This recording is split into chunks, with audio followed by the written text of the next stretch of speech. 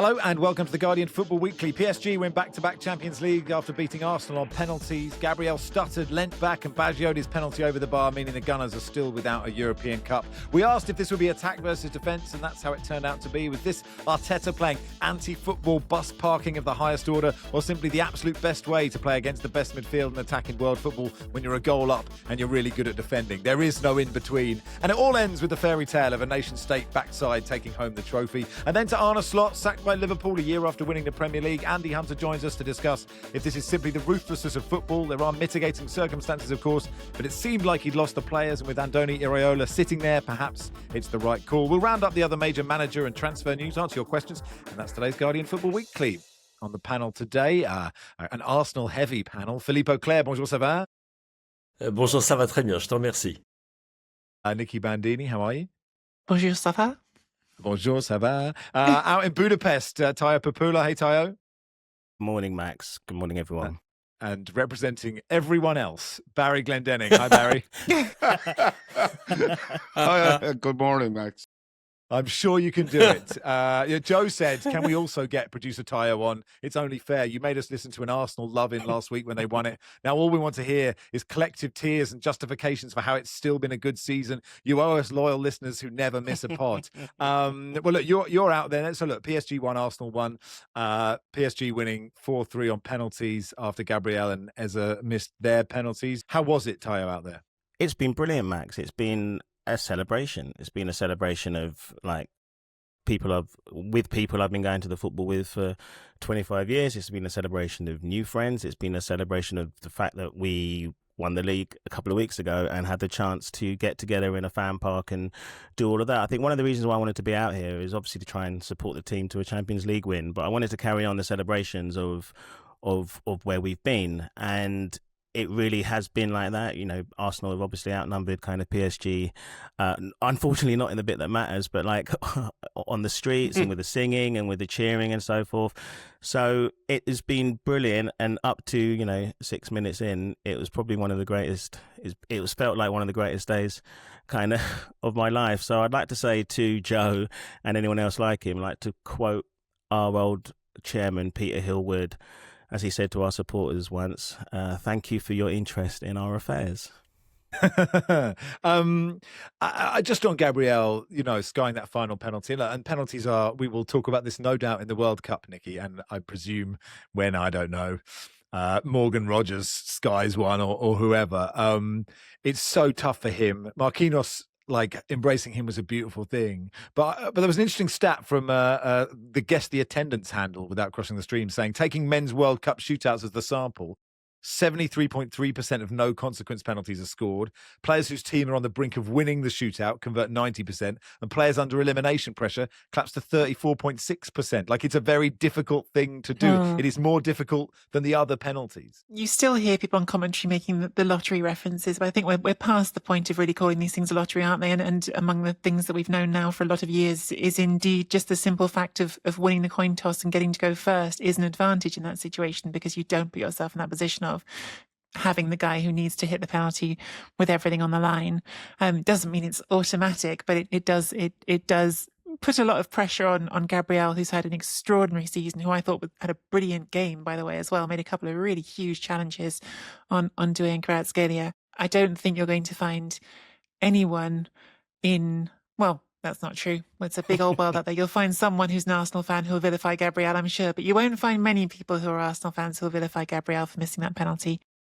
Which I think is interesting, because you, of course, you couldn't help yourself, invoke some Italian trauma at the start of the show with Baggio missing that penalty in 94. Yeah, sorry about that. He really was vilified hugely in the press and really unfairly, because he carried an injury through that tournament and dragged Italy through to that final. But he still absolutely was made into a huge villain for it. I can't see that happening with Gabriel. I think Gabriel, both because of what Tayo's already said, and no matter how much the people who don't like Arsenal want it to be a miserable, sad moment, I think most Arsenal fans just aren't right now. But I also just think that there's too much recognition of what Gabriel has done all season for him to become the villain of the piece in that scenario. Yeah. Here's the question then from Matraya, who says, are Nicky or Philippe or Tayo frustrated by Arteta's game plan? Arsenal have a huge depth of really talented players, and to only manage 25% possession and one shot on goal in 120 minutes is quite disappointing. And that, Philippe, is the debate, is Arsenal's approach to this game. And I thought, having gone 1-0 up, they did the right thing, but other opinions are clearly available. What do you think? I think they did exactly what was the right thing to do, and I think what they gave was one of the most extraordinary demonstrations of. I mean, it was a defensive masterpiece, and I know that there are people out there who think that every game should be like the PSG Bayern Munich, the first leg. I don't agree with them at all, and I'm not saying that because I'm a staunch Arsenal fan. And there actually, you can hear it in my voice, there's absolutely no sour grapes, no regrets whatsoever. And I think, strangely enough, I think of any Arsenal supporter at the moment who feel that they've been let down by their team or anything like that. I think people are still buzzing, really buzzing. And I think some of the commentary on Arsenal performance has been honestly, biased and so blind. Because what exactly were they supposed to do? Yes, there's a wealth of talent in that team. In attacking terms, nobody compares to Paris Saint-Germain. That's the first thing. So what are you supposed to do? To go head to head and try to play fancy football and try to attack, and then lose? And I would put it that way, is that Arsenal play to about 96% of their potential and force PSG to play to about 70% of their potential. Because all of the discourse we're hearing now is a discourse which is based on the result of a penalty shootout. If you invert the result for the last two shots on goal, we have a completely different discussion, which should already make us think, all right, let's be careful about what we say here, because it's also about the context and about, we saw what happened at the end, and then we make assumptions as to what should have happened before that. The other thing I would say is the reason why Arsenal had the lowest possession, I think, in any European final is because PSG are bloody good. In that every time Arsenal had the ball and were trying to build from the back, my goodness, that Parisian midfield was on them. I mean, like a rash, and so well organized. And I thought it was personally, I mean, in terms of level, tactical level, one of the best finals I've ever seen. It was incredible. It's like two proper heavyweights going for it. And so, could they have done it differently? Yes, but only up to a point. Because every time they did try to go up the field, either the players were not quite good enough, and that is something to talk about. That definitely is. But they did try.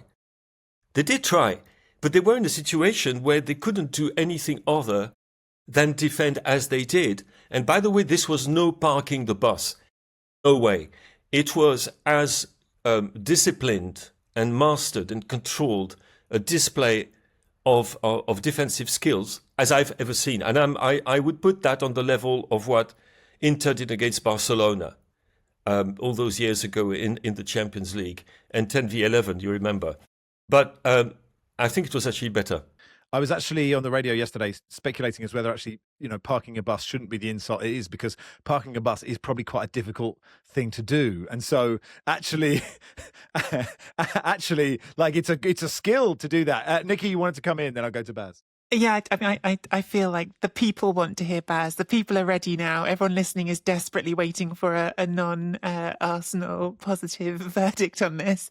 I was just going to say that I do think there's two conversations, one of which is intent and one of which is reality and of what you're capable of. And I think the first half, actually, even though yes, Arsenal scored and then gave up a lot of the ball, actually the first half I thought was great from Arsenal. PSG did nothing in that first half despite having the ball, and actually the next best chance after the goal was another Arsenal chance for Havertz later in the half. So I thought the first half was one story, and I think you can talk about the game in phases after that. But I think that unfortunately there was a reality in the second half, which is not wanting to kick him in particular either, but once Gyökeres came on, he didn't do a good job of holding the ball up. The shape changed and Havertz had to move, and actually to me that was not a question of intent. That was a question of quality. That was a question of simply the player not performing to the level of this extraordinary level of PSG. I do think that's going to get lost in this because we're obviously English language podcast and because there's an Arsenal focus. But PSG are the best team in Europe. They did smash to pieces a very good Bayern Munich team in the semi-final. And the quality there is so high that to match it, you have to be at an extraordinary level. And on the day, without even making global verdict, I do think Gyökeres was one of those players who, once he came on, and I'd say it was some of the other Arsenal subs as well, by the way, so not just to single them out, but you felt like the quality just wasn't quite at the level it needed to be for that fixture. Baz? Well, just about the Gabriel penalty, I wonder if he'd been allowed to take it with his head and someone had been blocking Sofinov, would he have scored? Almost certainly. But I'm not saying Arsenal's approach was wrong. I thought their defensive display was brilliant, and there were some brilliant performances in the Arsenal team. I was particularly impressed with Miles Lewis-Skelly, who for a kid just was outstanding. But I find it, and I also must add the caveat, Mikel Arteta is under no obligation to entertain me or anyone else, but I just find it a bit sad that the champions of the Premier League, which purports and sells itself as the best league in the world, go into a Champions League final, go a goal up, and then play like a League Two side trying to close out a third round shock in the FA Cup at the Etihad. There's something really sad about that. I remember, I'm old enough to remember I think it was 1986 final between Steaua Bucharest and Barcelona. Steaua Bucharest came to spoil, to destroy, to waste time. And boy, do Arsenal have time wasting down to an absolute art form. It is incredible. And it worked. And they ended up beating, it was a 0-0 draw, and they ended up beating Barcelona 2-0 in a penalty shootout. It was a terrible, terrible, terrible game. And it was largely down to Steaua Bucharest's spoiling tactics. But they got their name on the trophy. It worked for them. It didn't work for Arsenal. So I think kind of allowed to criticise their approach. And I don't buy Philippe's claim that he's not letting his Arsenal bias affect his opinion on their approach, because if I think it was another team, he would be very critical of that approach. I'm not so sure.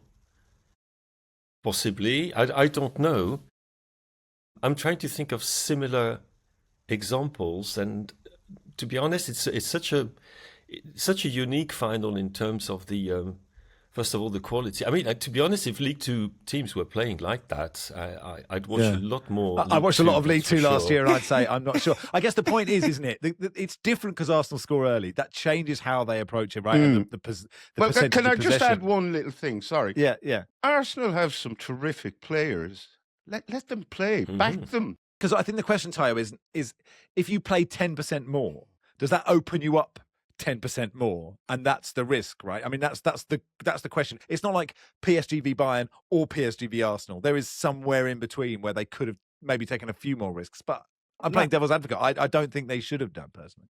No, agreed. And as many people have said, there are teams that have gone toe-to-toe with PSG this year, and they were watching the Champions League final from home. Some of us would have hoped for perhaps a few different players on there who might have been able to take the game to PSG a little bit more. But the team that were out there were the best ones to defend. Well, as soon as you saw Hincapié in there, maybe there was an issue with Calafiori in 90 minutes, I don't know. But when you see someone like Hincapié in there, then you knew that we had this best team to defend. And Arsenal do have players, but PSG are really, really good, and you have to get the ball off them. And I thought, for example, it would have lovely to been seen more for Saka, but Saka wasn't in a system that was stopping him playing. It was PSG who stopped us getting the ball to him, as well as the issue on the at right back, where perhaps we progress up the pitch. He progresses up the pitch very well with like Eze, and he progresses up the pitch with Timber and Ben White. But if you're defending for all that time, then by the time he gets the ball back in his own half, it's very hard to do anything. And also Hakimi did very well against him. So it's about game state really. Like, we would have liked to have done more, but we did also score after 5 minutes. And if we were going to defend before, you're going to try and do that a lot more after you've scored against the best team in Europe. So if that's stinking the place out, then get me a bottle of it. The team could have done more, but it was just very difficult to. There's one moment in particular where say Martinelli had a chance to put Madueke through, and that's as Philippe has said, that's a case of quality that stopped us doing that. And I wish in that instance that things had been better, but it's a very hard game to play, and I don't think we should have played it too much different from how we did. It's happened before the season before, and I think actually I was on the pod after that game. That I was intensely frustrated by the lack of ambition showed by Mikel Arteta's team during the season. One case in mind in particular, which really drove me absolutely nuts at the time, was the defeat at Anfield against Liverpool, where Arsenal were actually so negative. And we had some very harsh words about that. And one of the reasons for that was, for example, I think Zubimendi was playing in midfield that day. And one of the reasons was that when there were passes available, threading, going past one screen of players, no, they wouldn't do that. It would always be lateral and backwards. This time, if you watch the game against PSG, when Lewis Kelly, who was absolutely magnificent, and Declan Rice had the ball in the kind of pivot position, you could try and look at the availability of passes and players to them to progress the ball through the lines. There were none. It's just like PSG are absolutely amazing at blocking all the possible paths for the ball to be progressing from one line to the next. So the ball went back because there was no opportunity to do anything else. So, which for me shows the difference there is about the way you approach a game. Against Liverpool, what we saw, and defeat at the end, was a negative approach at the game. And which was punished, and rightly so, and infuriated me. What you saw against PSG was something which was imposed by the context, but also by an opponent that we tend to forget is, as Tayo said actually, and Nicky said, the best team in the world at the moment, and could be the best team in the world for quite a while if it carries on like that. 7 teams this season have beaten PSG. 2 teams have beaten them twice. Now, I do appreciate that PSG often don't play their superstars in a lot of Ligue 1 games, but they have still lost against Marseille, Bayern Munich, Monaco twice, Paris FC twice, Sporting, Rennes, Lyon. They're not unbeatable. Nobody's Nicky? unbeatable. That's not the point. The point is that PSG actually, I think, of part of what they've mastered indeed is that actually it's really hard to maintain top level through an entire season, especially when you're coming off a Club World Cup as they did. And so you manage your energies for certain games. I think that PSG have been extraordinary when they've needed to be in this Champions League. I thought Bayern Munich were going to win this Champions League, and I was proved emphatically wrong in that semi-final. By the way, even PSG are not above this sort of thinking. When they played away to Bayern, they played an extremely different game to the game they played at home to Bayern, and they scored a goal early, and then they played smart football. Now, their counter-attacking was much more effective and dangerous looking in that game than Arsenal's was in this final, and that's a thing which maybe you can criticise for. But I think you can. You can criticise Arsenal for not having more threat in the on the counter in the latter parts of the game. But I think that again to me comes back less to a question of tactics. Yes, to a question of substitutions. I don't know if Arteta got the substitutions right, but I do think it comes to a question of technical quality, but also comfort working together in a system. PSG are at a different stage of their project than Arsenal are of their current project. That's also a reality, right? These players have understood the system for longer and what Luis Enrique wants for longer. I'm not trying to make excuses, and I think it's going to sound like that. And I think that's the problem, unfortunately, is because people know we are Arsenal supporting, it's going to be very hard for us to say anything that convinces them otherwise.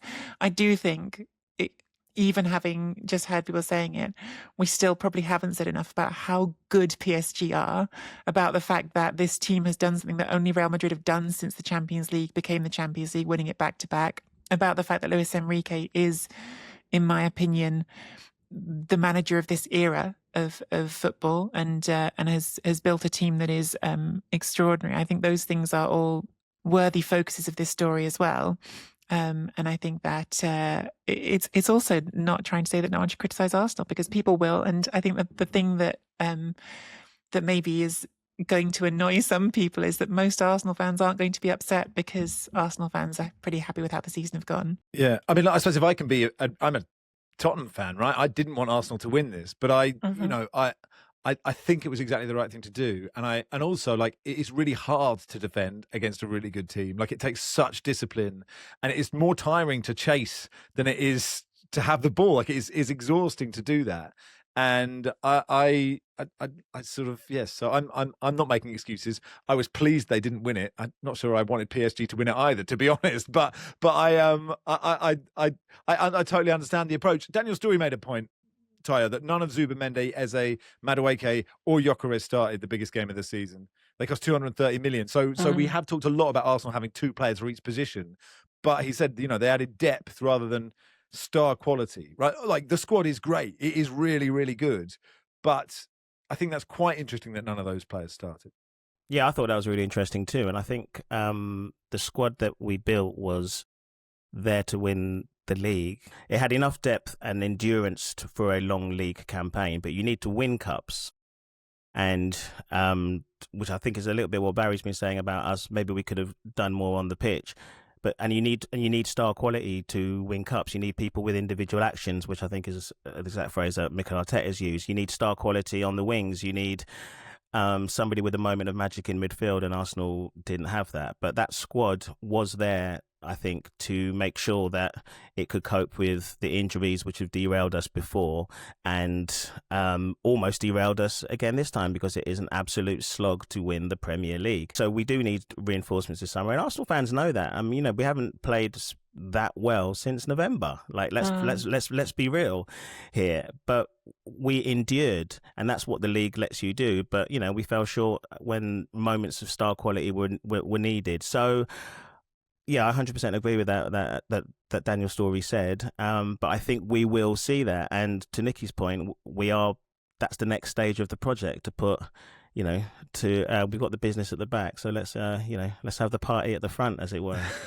The opposite. Do you of a think mullet, he isn't will it? start having party at the front, or is it going to be more of the same next season? Well, it's a great question, and and if we're here a year later, Barry, and having the same conversation, then then what some people suspect is a style issue with this manager that will be a valid question. But I do think, if the equality is out there, I do think we'll try and make that difference, because we've got this brilliant defence, and every Arsenal fan and the manager knows that we need to do something about the attacking kind of issues that we've had. And I think that will happen. I think there'll be replacements, certainly wide left, certainly more attacking positions. So yeah, I'm hopeful.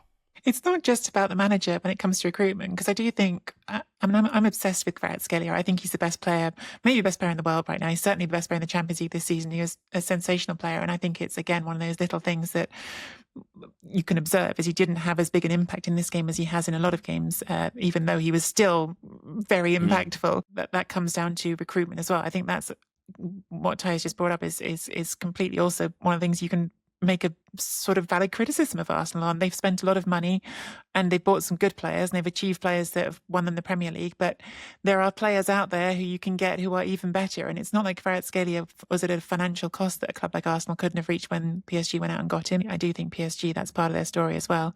Just incredible recruitment. Simon says, was the ref blowing for half-time while Saka faffed about? The high point of the whole football season. And Adam says, I think the national response to Arsenal's defeat needs to be discussed. Has an English team losing a final ever caused so much open celebration for the rest of the nation? Why is this the case?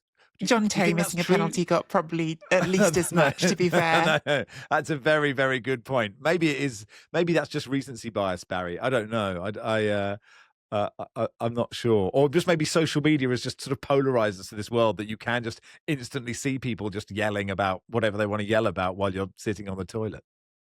Yeah, well, I mean, look, we're having this discussion, and I think it's been a really interesting discussion.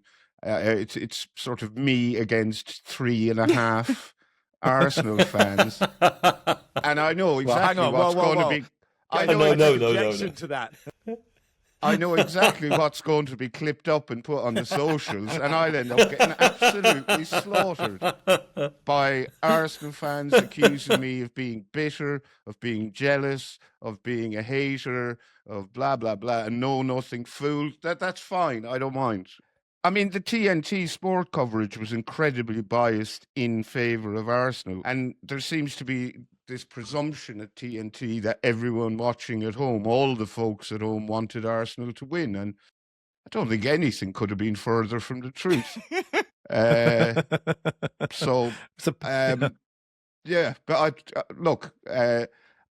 I've said it before, and I'm happy to say it again. I don't like watching them play; they bore me, and I watch football to be entertained. But I mean, I've also said they have no obligation to entertain me, and that's fine too.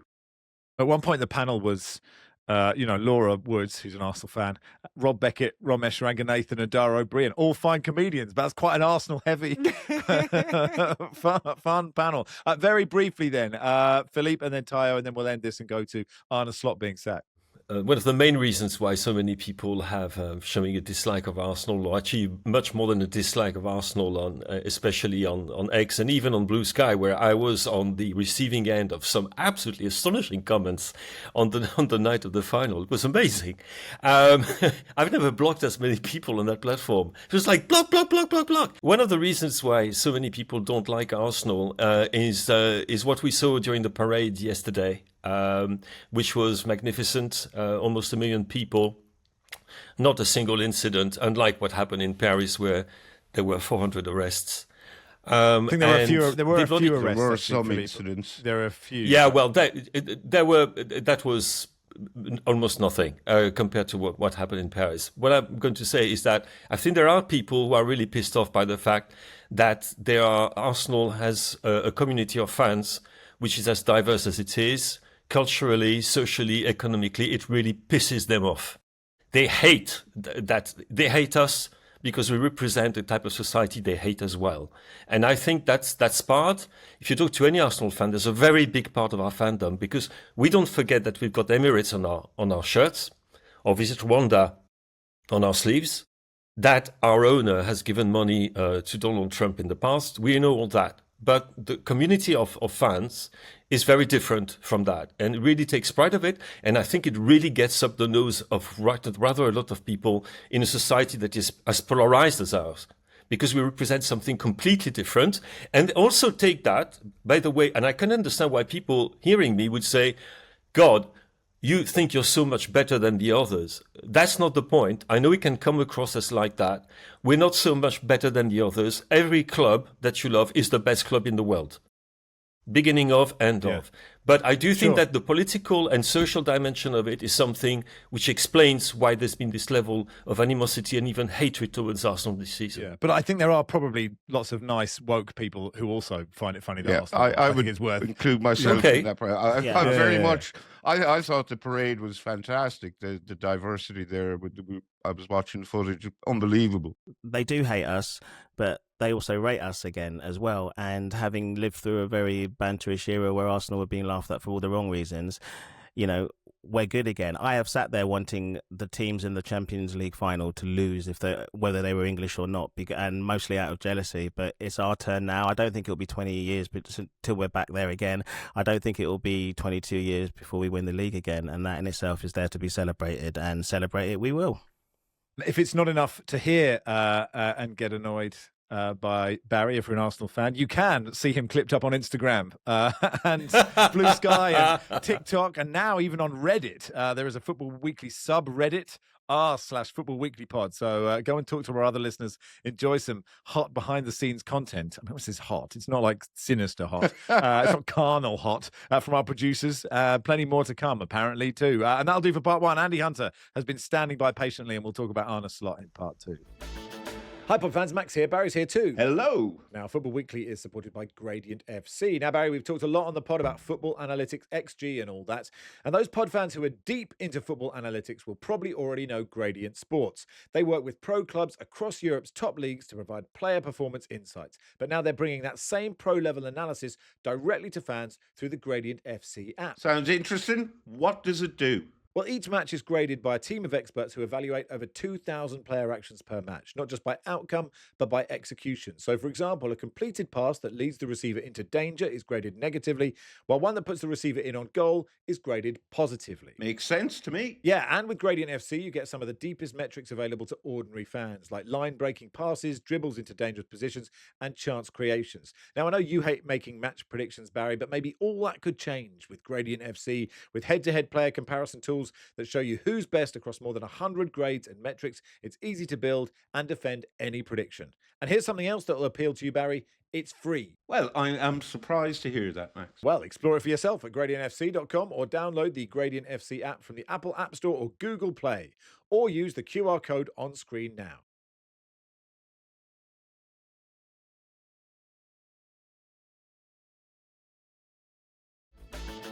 Welcome to part two of the Guardian Football Weekly. Ender says, not now, Liverpool. Today isn't about you, an Arsenal fan going, of course this had to happen on the day it was all about us. So we've done lots of Arsenal. Our Liverpool correspondent, Merseyside football correspondent, Andy Hunter joins us. Hey, Andy.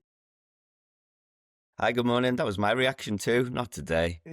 I thought so. Did it take you by surprise? Because like the assumed understanding, I don't have any sources, Andy. I'm too lazy to have sources. My understanding was he's staying, and I was happy with that. And actually, I was half an hour left of a radio show with a couple of fun quizzes I had to drop to do a serious phone in. Did it surprise you, the timing? Maybe the timing did. I thought towards the end it was inevitable. There was a sense of inevitability that he would go. But when he was still in place after the final game of the season and there was no little bulletin after that game or on the Monday and the whole week progressed, I started to think, well, maybe they are going to stick with him. And as of Friday night, our time, Klopp's, I'm still here. Slots people were still thinking he wasn't going anywhere. On Friday night, they said he was safe. Really? Wow, that's so interesting. And then he isn't gets it? told about 11 a.m. Saturday, and Liverpool made the announcement about 90 minutes later. So it did move quite quickly towards the end, but I do think there was a bit of an inevitability about the decision. Yeah. Do you think there was a turning point? Do you think there was a moment, or do you think it's just been a sort of general, gradual sort of decline in performances, and as the season's gone on, he hasn't managed to turn it around? That's certainly true. But if I had to identify a turning point, I would say the Chelsea home game. Because, I mean, he was getting abuse on social media all season. Vitriolic stuff, completely out of order. But I think and the frustration was growing, but when the Anfield crowd themselves turn on him and the team in that Chelsea game, I made a note of mine. I was just checking my cover, we're covering the match in the 39th minute. Chelsea dominating possession for a long while. Liverpool haven't done anything despite getting an early lead.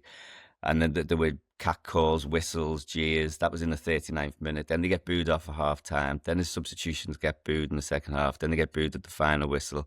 And then the following week, terrible performance at Aston Villa. Mo Salah comes out on the Saturday with his post calling for the heavy metal football. Half the first team squad like it.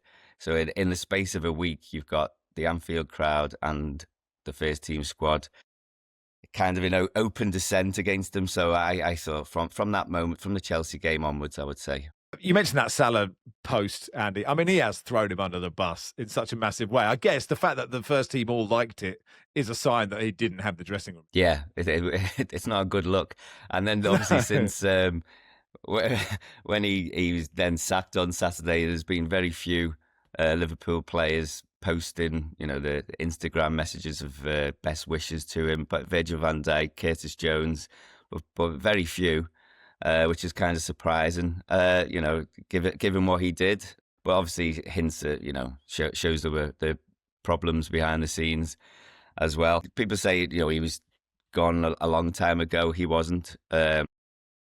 Michael Edwards and Richard Hughes only started conducting their review into what had gone wrong and in what to do about 2 weeks ago, or 2 weeks before the decision was made. So around the time of that Aston Villa defeat. And as I say, Slot's camp thought he was safe on Friday night. And you said it's kind of surprising. I mean, I still think it's this extraordinary fact that this is the guy who won Liverpool's second league title in the Premier League era at all is going to be someone who's got that place, I suppose, in the history books regardless. And it feels like he's leaving with so little goodwill. That's true. I mean, it is an extraordinary situation, but I mean, he's the first Liverpool manager or head coach to be sacked, a title-winning Liverpool manager or head coach to be sacked in that tenure. Kenny Dalglish was sacked, but only in that second spell after coming back. So, this is unprecedented. Plus, the mitigating circumstances for Liverpool's season from Diogo Jota's death in July. The football side of things, these last summer's intake, the £450 million spend, which changes the entire perception of Liverpool as well. That intake, apart from Hugo Ekitike, was poor. And if you look at the three main signings, Ekitike, Isaac and Florian Wirtz, they were on the pitch together for 115 minutes due to injury. So, less than a game and a half. So he's not had them either. So, there are so many mitigating circumstances, and yet the crowd were against him. Doesn't look like the squad were united behind him, and it did have a feel of inevitability towards the end that a fresh start is needed. And I think if a manager or a coach of Iraola's qualities there and they can get him, I think then it kind of encourages them to act. Yeah, Andy, a question. Do you think that the timing of the decision might be linked to the fact that they are now almost sure to land Iraola as a manager, and that because of that they thought, now we can do it because we've got a successor? Yes, 100%. I don't think the way FSG operate, or Richard Hughes and Michael Edwards, I don't think they make a decision as enormous as to sack Arne Slot without having the successor in the bag, so to speak. I think it'll be done very quickly. I think when they see that Iraola is speaking to several other clubs, Milan, Leverkusen and Palace linked with him as well, and obviously the links between Richard Hughes and Iraola, basically they want to make an appointment. They want it all done before the World Cup starts.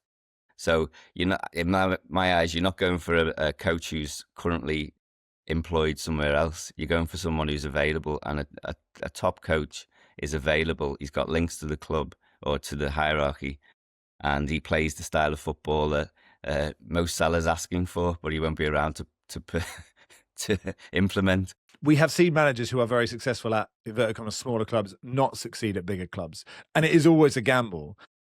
And yet, there are so many reasons why Iraola does feel like a good fit for Liverpool. Yeah, he does. Certainly, style of play. Richard Hughes did several months, background checks on Arne Slot before they moved for him, because obviously the time and Klopp gave them ample notice to get working on his successor. But he doesn't have to do that now. He's already done it. So he's good to go in that respect. Plus, he's got Premier League experience. And what he did this season, with having lost so many players, key players, and pushed the team on again, it's something that Liverpool need, because they've bought badly last summer. Although there's talent there, and he's got to get the best out of them. But the style of play is what the fans, certainly the generation that have grown up with Jurgen Klopp, that's what they associate with Liverpool now. And they want a return to that. They were drifting further and further away from it under Arne Slot. And how much? Because the squad, like you said, they spent so much money, but it does feel like that squad needs work, right? Because Salah's off, Konate's off, Robertson's gone. Even if Robertson wasn't starting every week, there's still a problem at right back. So you might need another centre back.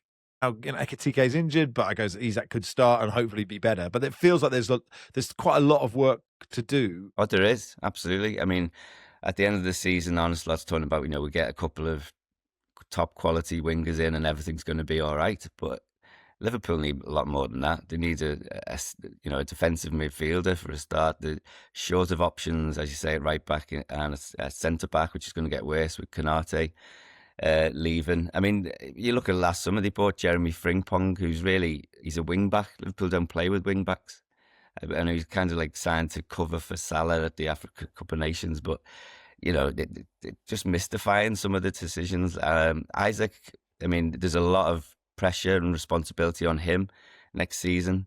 Does he even fit? There's a lot to do. I think whoever comes in, and I do think it would be Iraola, is as maybe one of the reasons they want him in quick is because there's an awful lot of work to be done this summer. It's worth saying that Arne Slot wasn't responsible for recruitment. I mean, I don't know how much say he had actually, but the recruitment criticism should go higher than him. Absolutely, yeah. I think I said that on Saturday in my piece that you've got to look above Slot. Slot is what FSG and Michael Edwards and that they wanted. They wanted a head coach. They don't want an all-powerful Jurgen Klopp type dominating the football operation. They want the coach to coach the team and obviously have input into the type of signings they're making. But the strategy and the transfer business is elsewhere now. It's not really on the head coach's door. He's head coach for a reason. If Slot has gone, do you expect other movements out of the door as well during the summer? Because from the outside, it looks to me that there were quite a few players who didn't quite pull their weight, whose attitude was questionable, perhaps, whether they liked their manager or not. Certainly their performances were way well under par compared to what they had been before. So I'm not talking about the recruits who had such a mixed bag of fortunes when it comes to injuries in particular. But I'm thinking about some more of the guardians of the temple, so to speak, who were way back on the performance of previous seasons, including the seasons when they were champions with Slot, and everybody was celebrating the fact that he had managed to make the team much more versatile and complete. Let's not forget all that. So some of those players bear a huge responsibility in what happened. It's very hard from the outside to understand how you can fall out with a manager that just made a champion out of you. What does it say in terms of your own professional attitude? And how is the club going to react to that? Or is it going to react? Is it actually going to show some of those players the door? I think you're right. Absolutely. I think you've absolutely nailed it. I think some will inevitably go. They made so many changes last summer. And they're saying, putting some finishing touches in place. If it was still Arne Slot in charge, they're going to be in that situation again next season. There's so many going, and so many leaders are going as well. Where's the leadership in that group? There's still question marks over Alisson's future. Juventus want him. Liverpool want to keep him, but it's kind of up to him what happens now. He's only got a year left. Van Dijk's only got a year left. Beyond those two, where are the leaders? So, but I agree, like Alexis McAllister, Cody Gakpo, their forms all went down. And one thing about Salah's post about returning to heavy metal football, when Liverpool won the league last year, he was praising Slot's tactics and approach for getting the best out of him and for delivering the title. And then 12 months later, it's all his fault. He moved from heavy metal to, a sort of mid-range, Nickelback style, didn't he? For this season, it was more that than Guns N' Roses. Sorry, Nickelback sounds a bit dramatic compared to some of the performances at the end.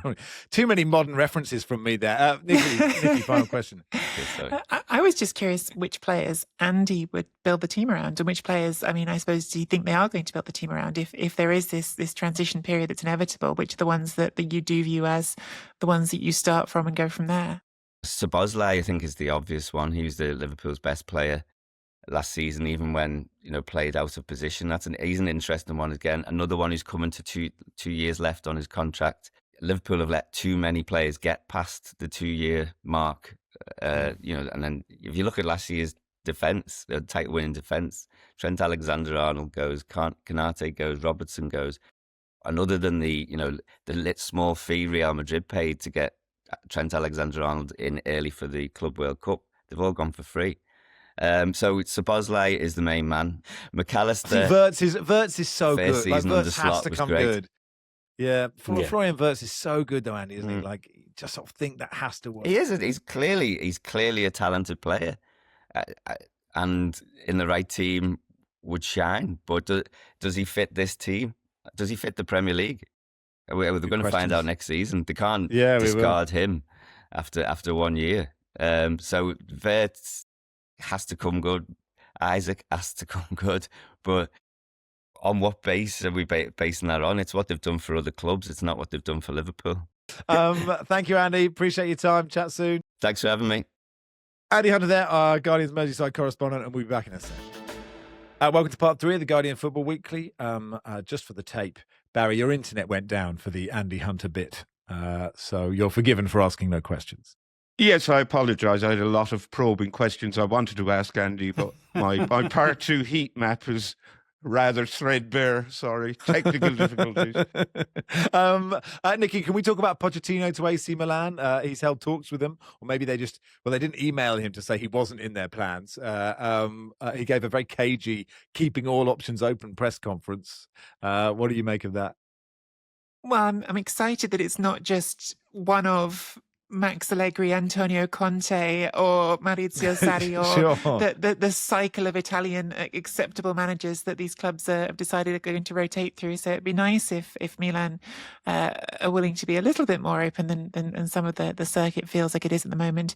But having said that, Milan are a mess. I mean, the way this has all been handled, it feels like they've made the clear out that everyone wanted at the end of the season. That was certainly a popular choice among the fans, but it does feel a bit like no one quite did that with a thought of what's happening next. And Ibrahimovic is off to the World Cup, and could someone show a little bit of leadership and get the situation in hand? I don't know, but it's certainly nice again that it's a name that's not just one of the immediate names that's already been in charge of one of the other top clubs in Italy in the last 5 minutes.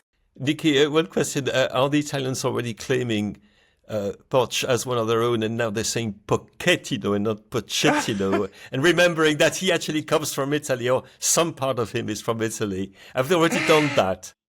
I haven't had that, but yeah, that'll be a fun one for the pronunciation. The hard CHK. I think he's famous enough that probably he gets the right pronunciation on that one. Another manager news, Frank Lampard was the favourite for the Palace job after Iraola looks like he's off to Liverpool, but now the Lens manager Pierre Sarge is in. I'd be very, very excited, Philippe, about someone being called Sarge, and suggested he should dress as a sergeant major. But tell us a little bit more about this guy. I hope this is not true, because I think that what Sarge has done with Lens is just extraordinary. And Lens has had a season, just a magnificent season. They recently won the French Cup as well in a brilliant game against Nice. They really pushed PSG as much as they could. He inherited a squad. Honestly, Lens is one of those clubs, every time they do well, they lose their best players, which is the typical French thing to do, because those clubs have no other way to survive. It's a really well-run club with an excellent owner, fabulous fan base, terrific manager, and now you're telling me he's about to leave. So I feel rather sad about that. But he would be a very good fit. I think he could do a Régis Lebris, in England. And that he's that good, and that he's actually really loved by his players as well, and by the fans, and even by the press. So I do hope that he doesn't leave Lens. But unfortunately, he might be a little bit too good to stay in Lens. Barry, Anthony Gordon was unveiled at Barcelona. His Spanish was very impressive. I mean, I don't know why we should be surprised, but I was slightly surprised. It's probably a measure of my snobbery, but I was gobsmacked. It was quite surreal seeing Anthony Gordon standing there talking really good Spanish. So, yeah, that's a bad reflection on me rather than him. I find that whole transfer slightly perplexing. He's a fine player. I don't know if he's as good as he perhaps thinks he is. But look, we were all surprised when Rafinha ended up at Barcelona, because he wasn't particularly brilliant at Leeds. And they've turned him into a fine player. So who's to say they won't do the same with Anthony Gordon? He said, I wanted to speak Spanish because as a kid I believed I would play for Barca. Believe it or not. I just wonder if Real Madrid had signed him, if he would have changed the name of the team. I had a physio in Newcastle. We spoke Spanish every day. I told him one day I'll play for Barca and I want to learn Spanish. The international break has begun. I mean, friendlies ahead of the World Cup. Scotland beat Curacao 4-1. We're recording our World Cup previews this week and they'll be out Monday, Tuesday, Wednesday next week. So a good win for Scotland, but Billy Gilmour's injury has put a bit of shade on that. Well done to Man City, who won the Women's FA Cup final, beat Brighton 4-0. Please go and subscribe to The Guardian Women's Football Weekly, out tomorrow, wherever you get your podcasts. And I'll finish with this email from Adam Wells, who says, Dear Pod, Barry's offer to bunk up with Wilson in Frankfurt for the Europa League final next year, which was instantly shot down by Wilson, a little too instantly, if you ask me, needs to be revisited. Aside from the great cost of lost content we would all feel the pinch of, we need to reconsider this from the POV of the hotel. Not only would this be a rare case of neither guest in a double occupancy room not absconding with those irresistible mini toiletry bottles, but a potentially unique case of the shampoo and conditioner not being touched at all. In these austere times, it would be nice if these bourgeois media men could think of the little people for a change. Sincerely yours, Adam Wells. I'd forgot that Wilson didn't wash his hair either. When we live together, will you wash your hair, Barry? I mean, I don't care. I honestly couldn't care less. I'm interested to. I was thinking today about it, Barry. Am I fascinated to know? Will it be harder to live with one Barry or with 2 children under 4? Because you maintain how amazingly, you maintain so much. Almost you protest too much about how easygoing you are, and I'm interested to see what it's really going to be like. Well, you'll find out soon enough, and you can let everyone know. I think I'm very easy to live with. I'm low maintenance. I'm tidy. Yeah. Not obsessively so. I can cook a bit. I do my share of the housework. I put the bins out. Trash now. Sure, down the chute. Will we do laundry together or separately, do you think? Separately. How close is this bond? Separately. My laundry does not. Not get my laundry is your laundry. My laundry is your laundry. I would say one. We're one family. Will we have the one thing I will not stand for? Right. Okay. Is if in the very unlikely event I haven't taken my laundry out of the washing machine as soon as the machine finishes. If anyone else takes it out and throws it in a pile on the floor or on a table or in the back of a chair, I will become enraged. All right, and you will see a side of me you have never seen before. So I'm to hang up your laundry. And you won't like it. Do you have any nerves about living with me, or do you think it'll be probably be fine? Yeah. As long as I'm not hearing secondhand complaints about how things are Jamie's going at home. Yeah. I'll forward. I mean, you're allowed a couple, but not relentless. I'll make a WhatsApp group and I'll say every time Jamie wants to say it's 4:00 and they're both awake, how's your hotel room? I will. You'll have to be included. I hope. Are we sharing a bathroom, or do you think we get our own one each? We're sharing an apartment, and I presume there's only one bathroom. I don't know. But I've Google mapped it and to seek out local amenities. So there's a diner nearby. There are a couple of nice bars and restaurants. And I'm a big fan of the Michael Connelly Bosch novels, Harry Bosch, the detective. We're staying bang in the middle of Bosch country. So there's lots of bars and restaurants he eats and drinks in that I want to visit. Right, okay. But we're not going to have much spare time, Max, because we're going to have to watch 95 football matches a day. Anyway, more of this and on, no doubt. We're off for a week now. World Cup preview pods out Monday, Tuesday, Wednesday next week. And then we go daily from base camp in Los Angeles from the opening day of the World Cup. On Thursday, we're releasing a World Cup special episode of our sister podcast, Science Weekly, answering questions on players and heat, climate change and the psychology of VAR. Look out for that on your Football Weekly feed, but that'll do for today. Thank you, everybody. Thank you, Nicky. Thanks, Philippe. Merci, Max. Cheers, Baz. Thank you. Football Weekly is produced by Taya Papula. Our executive producer is Joel Grove. Back next week.